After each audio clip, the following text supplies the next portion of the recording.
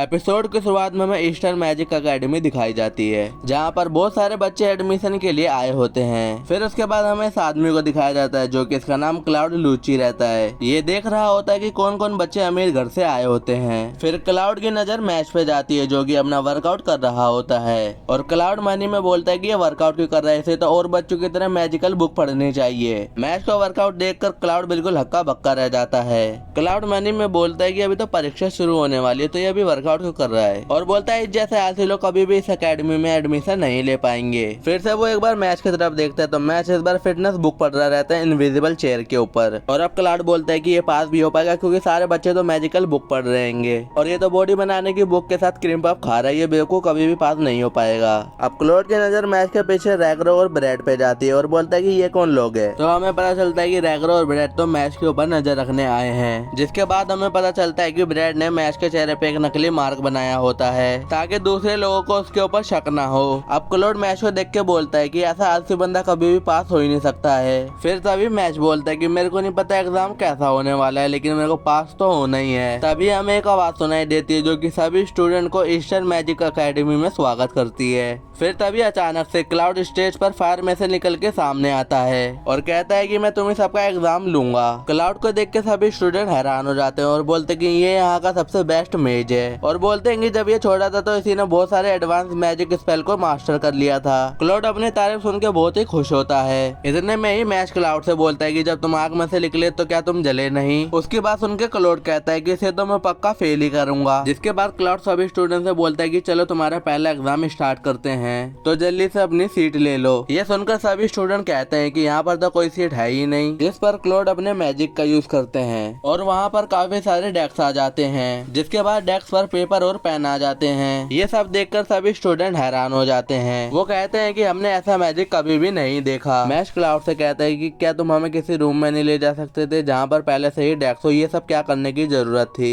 ये सुनकर cloud match से कहता है क्या तुम बेवकूफ हो। जिसके बाद वो कहता है कि कोई बात नहीं, इस एग्जाम को पास करने का रेट सिर्फ 3% है, तो ऐसा कभी भी नहीं हो सकता कि इस जैसा आलसी बच्चा पास हो जाए। जिसके बाद वो एग्जाम को स्टार्ट करता है और बोलता है कि सिर्फ तुम्हारे पास 30 मिनट है। जिसके बाद वो सभी स्टूडेंट अपने क्वेश्चन पेपर को पलट कर देखते हैं तो वो देखकर काफी ज्यादा हैरान हो जाते हैं क्योंकि जो क्वेश्चन थे वो इधर से उधर भागे जा रहे थे। जिस पर क्लाउड बोलता है कि हाँ मैंने इसके ऊपर मैजिक करा है, सबसे पहले तुम्हें इन क्वेश्चन को लाइन वाइज लाना होगा। जो सुनकर रैगरो कहता है कि मैच तो कभी भी एग्जाम पास ही नहीं कर पाएगा। उसके बाद हमें मैच को दिखाया जाता है जो कि काफी ज्यादा परेशान रहता है। वो क्वेश्चनों से कहता है कि तुम रुक जाओ, लेकिन वो क्वेश्चन हिलना रुके नहीं रहे थे। जिसके बाद मैच को बहुत ही गुस्सा आता है तो फिर वो अपने हाथ से ही पेन तोड़ देता है और बोलता है प्लीज रुकना बंद करो। जिसके बाद हम देखते हैं कि क्वेश्चन भी डर जाते हैं और वो पूरी तरह लाइन वाइज लग जाते हैं। ये देखकर रैगरो और ब्रेड की आंखें फटी की फटी रह जाती हैं। जिसके बाद मैच अपने पेपर को क्लाउड को सबमिट करा देता है। ये देखकर क्लाउड बिल्कुल हैरान हो जाता है कि मैच ने सारे ही क्वेश्चन परफेक्टली अलाइन कर दिए हैं। जिसके बाद हम देखते हैं कि मैच अपने फिजिकल स्ट्रेंथ से बाकी के सारे टेस्ट भी क्लियर कर लेता है। ये सब देखकर वहाँ पे खड़े स्टूडेंट काफी ज्यादा हैरान हो जाते हैं। ये सब देखकर क्लाउड के बिल्कुल होश ही उड़ जाते हैं। अब वो मैच को रोकने के लिए एक प्लान बनाता है और सभी स्टूडेंट से कहता है कि ये रहा तुम्हारा अगला टेस्ट। अब वो अपने मैजिक का इस्तेमाल करता है और देखते ही देखते जमीन में से बहुत बड़ी भूल भुलैया बनकर तैयार हो जाती है। और क्लाउड बोलता है कि तुम्हें इस मैच को पार करना होगा और ये कोई आसान मैच नहीं है, इसमें हर जगह पर ट्रैप लगे हुए हैं। इसे पास करने के लिए तुम्हारे पास 30 मिनट है, और जैसे ही तुम गोल पे पहुंच जाओगे तो तुम लोग पास हो जाओगे। और अब इसी के साथ हो जाता है एग्जाम शुरू, जहाँ पर मैच तो अकेला ही खड़ा होता है। तभी यहाँ पर एक लड़की आती है जिसका नाम होता है लेमन, और वो मैच से कहते हैं क्या मैं तुम्हारे साथ इसे पूरा कर सकती हूँ। जिस पर मैच पूछता है क्यों। इस पर लेमन बोलते हैं कि अगर हम दोनों एक साथ काम करेंगे तो हम इसे जल्दी पूरा कर सकते हैं। ये सुनकर मैच कहता है बात तो सही है। इसके बाद हम देखते हैं कि लेमन मैच के साथ ही चलने लगती है, लेकिन लेमन पत्थर से टकरा के नीचे गिर जाती है और हम देखते हैं कि वो एक एक करके बहुत सारे ट्रैप्स में फंसती जाती है। वहीं पर मैच परेशान हो जाता है और कहता है कि तुम तो कह रहे थे हम दोनों साथ में रहेंगे तो काम आसान हो जाएगा। तभी उधर कुछ बच्चों की चिल्लाने की आवाज आती है तो मैच कहता है कि मुझे जाना होगा। मैच वहाँ से जा रहा होता है लेकिन लेमन अपनी पावर का यूज करके उसे वहीं पर बांध देती है।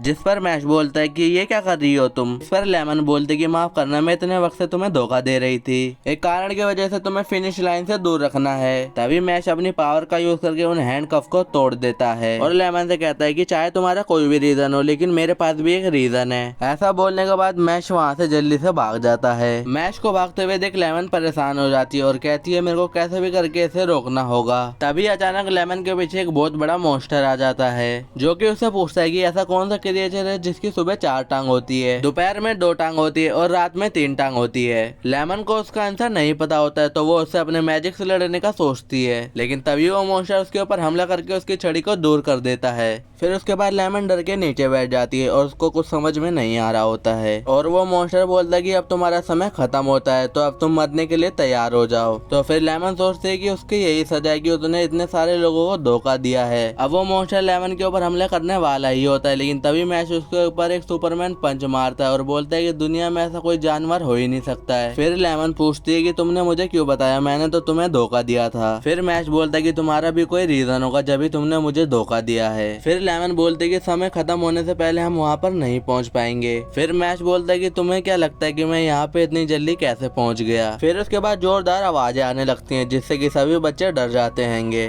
फिर उसके बाद हम देखते हैं कि मैश ने भूल भुलैया की दीवार तोड़ के बाहर आ चुका है। फिर सभी बच्चे बोलने लगते हैं कि मैश ने तो चीटिंग करी है और नारा देने लगते हैं कि घर जाओ घर जाओ। फिर मैश बोलता है कि मुझे घर जाना है। फिर लेमन चिल्लाते हुए कहती है कि शांत हो जाओ, ये सारी की सारी गलती मेरी हैगी। फिर इतने में क्लाउड बोलता है कि तुम चुप हो जाओ और फिर लेमन बोलती है कि मैं शुरू से ही इसके रास्ते में आ रही थी और मेरे को इसको पास होने से रोकना था। और ये भी बताते कि ये सब करने के लिए क्लाउड ने बोला था और बोला था कि अगर तुम ऐसा कर देती हो तो मैं तुम्हें पास कर दूंगा। और बोलते है कि मैं एक गरीब घर से हूँ तो इसीलिए मैंने सोचा कि ये एक सही रास्ता है। और बोलते है कि धोखा देने के बावजूद इसने मेरी जान बचाई है। और ये भी बता दे कि इतना सब होने के बावजूद इसने बोला कि क्या तुम मुझसे शादी करोगी, लेकिन मैश बोलता है कि नहीं मैंने नहीं कहा। लेकिन लेमन बोलते कि तुमने कहा था याद करो। जहाँ पे हमें एक फ्लैशबैक दिखाया जाता है जहाँ पे मैश कहता है कि अगर तुम्हें चोट लगी तो मैं तुम्हें कंधे पे उठा लूं, लेकिन लेमन बोलते कि मैं तो तुम पे एक बोझ हो जाऊंगी। तब मैश कहता है कि मैं किसी भी बोझ को उठाने के लिए तैयार हूँ। फिर हमें पता चलता है कि लेमन को एक गलत फहमी हुई थी और लेमन मैश से कहते कि मैं जानती हूँ तुम्हें कैसा लग रहा है, लेकिन मैश बोलता है कि मैंने तो ऐसा कहा ही नहीं। लेकिन क्लाउड बोलता है कि जो स्टूडेंट मेरे को नहीं पसंद उसे फेल करने में क्या बुराई है। फिर उसके बाद क्लाउड अपने मैजिक का इस्तेमाल करके उसके ऊपर हमला करने वाला होता है और क्लाउड बोलता है कि अगर तुम में हिम्मत है तो तुम मेरे को रोक के दिखाओ। इतना कहता ही मैश क्लाउड की छड़ी तोड़ देता है।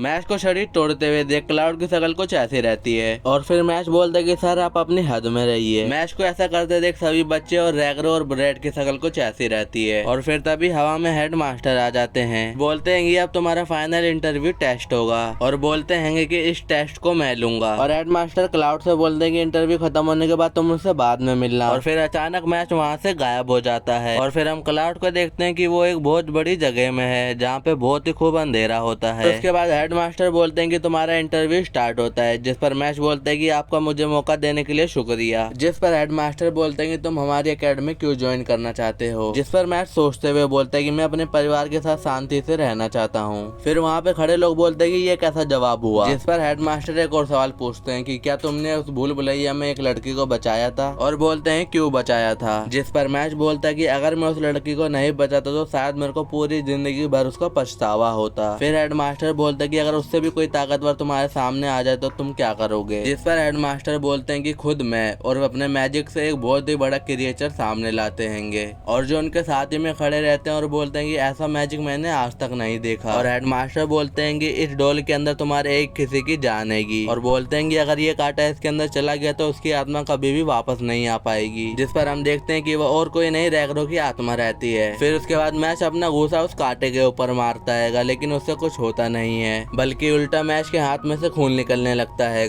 और फिर मैश बोलता है कि आप ये ज्यादा देर तक नहीं रोक सकते। फिर मैश अपने दोनों हाथ उस कांटे के नीचे ले आता है और मैश बोलता है कि ये सहन शक्ति का मुकाबला है। और हेड मास्टर बोलते हैं कि ताकतों के साथ जिम्मेदारियां आती हैंगी और जो हमसे कमजोर है हमें उनकी रक्षा करनी चाहिए। और बोलते हैं कि तुम्हें अभी बहुत कुछ सीखना है। और फिर ऐसा ही बोलते हेड मास्टर उस क्रिएचर को दोबारा वापस बुला लेते हैं और हेड मास्टर बोलते हैं कि तुम्हारा इस एकेडमी में स्वागत है। फिर उसके बाद मैश बोलता है कि आपने बोला था कि अगर मेरा मुकाबला हेड मास्टर से होगा तो मैं क्या करूंगा। मैश बोलता है कि मैं उन्हें एक ही घूसे में हरा दूंगा। और ऐसा ही बोलते वहाँ के लोग पगला जाते हैंगे। हम देखते हैं कि रैगरो की आत्मा दोबारा उसके शरीर में आ जाती हैगी। फिर उसके बाद हम मैश को उसकी क्लास में देखते हैंगे जहाँ पे वो टीचर बोलते कि तुम्हें मैजिक का इस्तेमाल करके इस ताले को खोलना है, लेकिन मैश अपने हाथों से उस ताले को तोड़ देता हैगा, जो देख के वो टीचर बिल्कुल पगला जाती हैगी। और वो मैश मैश को बोलते कि बेब को इसे मैजिक के थ्रू तोड़ना था, हाथ से नहीं। फिर मैश बोलता है कि मैं जादू में बिल्कुल कमजोर हूँ, तो मैंने सोचा हाथ से ही तोड़ देता हूँ। लेकिन मैश के बगल में ये लड़का सारी बातें सुन रहा होता है और बोलता है कि ये लड़का कैसा है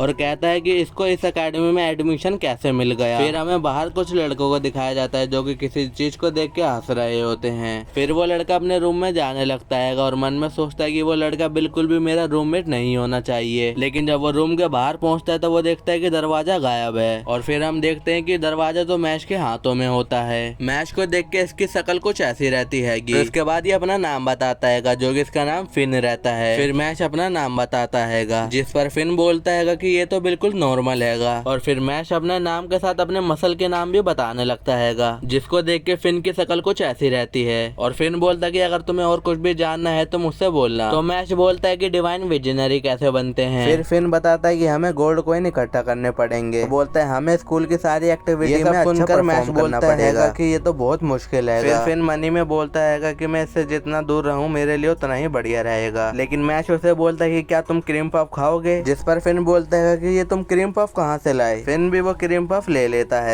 और मैश और फिन क्रीम पफ खाते हुए इसी के साथ एपिसोड खत्म हो जाता है। अगर आपको वीडियो पसंद आई हो तो वीडियो को लाइक करना और चैनल को सब्सक्राइब करना ना भूले। चलिए मिलते हैं अगले वीडियो में। Goodbye, take care.